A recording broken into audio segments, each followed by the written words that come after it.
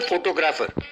एक बार एक गांव में एक फोटो स्टूडियो में उसके मालिक सहगल को पकड़कर कुछ लोग बहुत बुरी तरह से पिटाई कर रहे थे। उसके बाद में वे गुस्से में वहां से चले गए। अरे पप्पू, वो क्यों मुझे इस तरह बुरी तरह मार रहे थे यार? कारण पूछने पर भी बिना रुके मारते गए कमबख्त। भैया, तुम अब तक नहीं समझे, वे सब तुम्हारे पीड़ित हैं। वो जो तुम्हें उछल उछल कर मार रहा था, उसके बेटे के जन्मदिन का फोटो निकालने के लिए तुम्हें बुलाया था, तो तुमने उसके बेटे के अलावा उस फंक्शन में आए हर एक का फोटो खींचा। और वो जो तुम्हें उठा उठा कर चेहरे पर और पेट पर मुक्का मार रहा था, उसकी भी यही कहानी है भैया। उसके पिताजी के 60वें जन्मदिन पर फोटो खींचने के लिए कहा तो उस एल्बम में वो है ही नहीं। ऐसा किया तो मारेंगे, नहीं तो और क्या करेंगे? पुचकारेंगे। अरे ये जाने बिना कि तुम सिर्फ लाशों का फोटो खींचते हो, मैं तुम्हारे पास काम करने के लिए आ गया। शव का फोटो खींचते समय जब तुमने स्माइल प्लीज कहा, तभी मैं समझ गया था कि तुम्हारा टैलेंट क्या है। अब तो समझ गए होगे कि लोग तुम्हें सहगल की जगह पागल क्यों बुलाते हैं। अरे बकवास बंद करो, वरना तुम्हारे फोटो पर भी हार चढ़ा दूंगा। अब इस गांव में रहना अपनी बेइज्जती करवाना है। Location change, getup change, plan change. यूं दोनों तैयार होकर एक दूसरे गांव में गए। वहाँ सहगल जो प्लान समझाया याद है ना? तुमने कोई गड़बड़ की तो फ्लैश से ही मार डालूंगा। कम ऑन, बुलाओ गांव वालों को। फ्लैश से कैसे किसी को मार सकते हैं? मेरे बारे में सबको बताओ। आइए सर, आइए, आइए मैडम, आइए, जल्दी आइए कहकर आवाज देने लगा। वॉल्यूम थोड़ा सा कम कर देते हैं। तब गांव वाले वहां आकर जमा हो गए। जानते हैं कि ये सर कौन हैं? ये दुनिया भर जानते हैं कि ये सर कौन हैं? ये दुनिया भर के मशहूर और जाने माने फोटोग्राफर हैं। जंगली जानवरों से लेकर शादी के शुभ अवसर तक कोई भी किसी को भी अपने कैमरा में उतार लेते हैं। इतने माहिर हैं। सर से शादी के वीडियो बनवाने के लिए बॉलीवुड के स्टार्स भी बहुत आतुर रहते हैं। शहर की जिंदगी से ऊब कर सर यूं गांव में आकर बस गए हैं। भैया, मेरे डायलॉग खत्म हो गए, अब तुम शुरू हो जाओ। माय डियर विलेजर्स, मुझे वेडिंग फोटोग्राफी बहुत पसंद है। आई मीन शादी का फोटोग्राफी बहुत पसंद है। खास तौर पर कैमरा अभी कैसे ऑटोमेटिक फ्लैश हुआ था भाई, अभी भी हो रहा है। उसका मजा ही कुछ और है। मेरे पास मेरे इशारों पर जीने वाले कई जंगली जानवर हैं। क्या आप लोग फंक्शन हॉल और शादी के मंडप में शादी करके बोर नहीं हुए? एक नए सोच के साथ मेरे जैसे कोई नया व्यक्ति आए तो थोड़ा तो एनकरेज करो उसे। ये बात सुनकर लोगों ने ताली बजाई। अगले दिन उस गांव से एक मेहमान आया और पैसे देकर, मिस्टर सहगल, मेरी बेटी की शादी तुम्हारे बताए हुए कॉन्सेप्ट में ही होनी चाहिए। मुझे वो बहुत अच्छा लगा।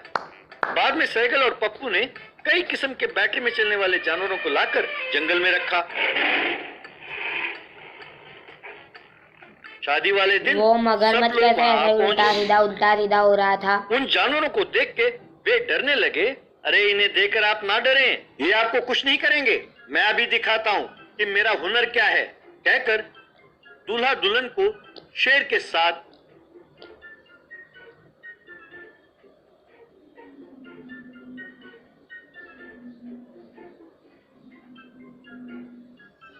बाघ के साथ ऐसे बैटरी से चलने वाले भैया साधन कहाँ मिलते हैं भैया? मुझे भी दिखाओ, मुझे भी लाने हैं।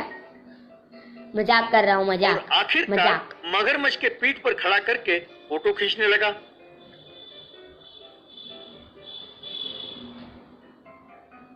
ये देख उस धनवान ठीक है ना कैमरा? और खुश होकर ठीक है और पैसे ठीक है। इस तरह वो अलग अलग प्रोग्राम और शादी को वहाँ आयोजन करके फोटो खींचने लगा। इस तरह वो खूब पैसे कमाने लगा।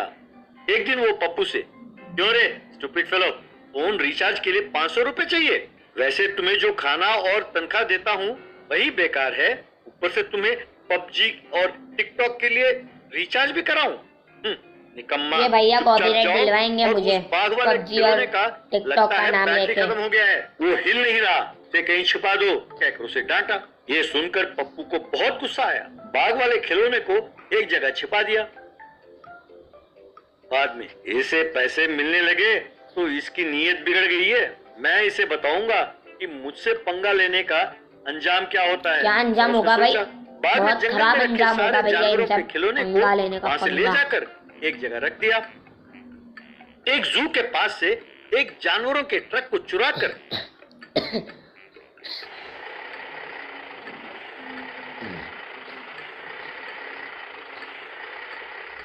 जंगल ले आया। बाद में उन जानवरों को वहां छोड़ दिया। अगले दिन एक शादी वाली पार्टी वहां पहुंची। उनका स्वागत करते हुए सैगल, आइए आइए, इन्हें देखकर आप डरने की जरूरत नहीं है, ये सब मेरे पालतू जानवर हैं। आप चिंता छोड़िए और आराम से शादी का मजा लीजिए। बाद में एक खरगोश को फोरग्राउंड में रखकर पेट के बल लेटकर वो फोटो खींचने लगा। ऐसी फोटोग्राफी कैसे है?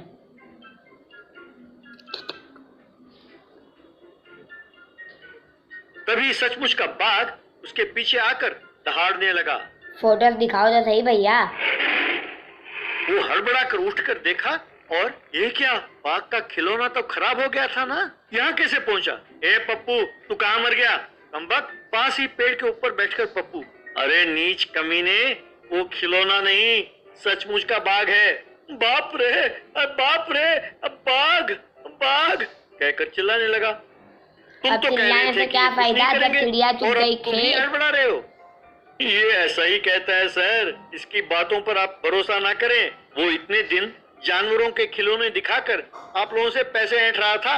अब ये यहाँ सचमुच के जानवर हैं सर, सब भागकर अपनी अपनी जान बचा लें कहकर चिल्लाने लगा।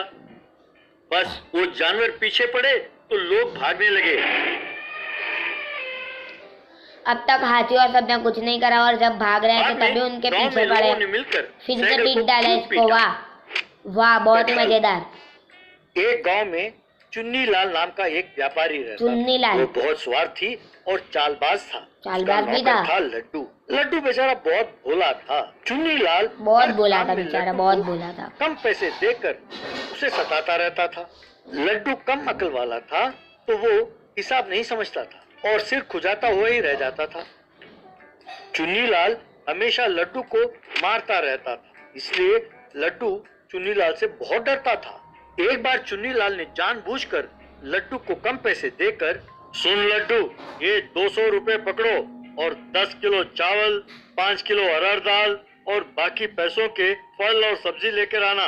पैसे पूरे हुए कि नहीं, कहाँ इतना सब आज के दिन में आता है भैया। लो, बाद में आकर पैसे कम पड़े कहा तो तुम्हारी खैर नहीं।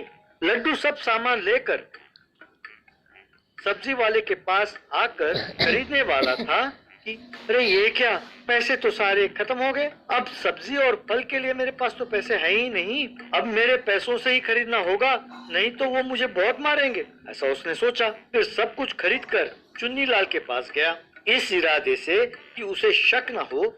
हुजूर, सब कुछ ले आया, ये लीजिए, 10 रुपए भी बचे हैं, ये रख लीजिए कहकर उसने पैसे देकर वहाँ से चला गया। अरे वाह, ये भोला भी है और समझदार भी है।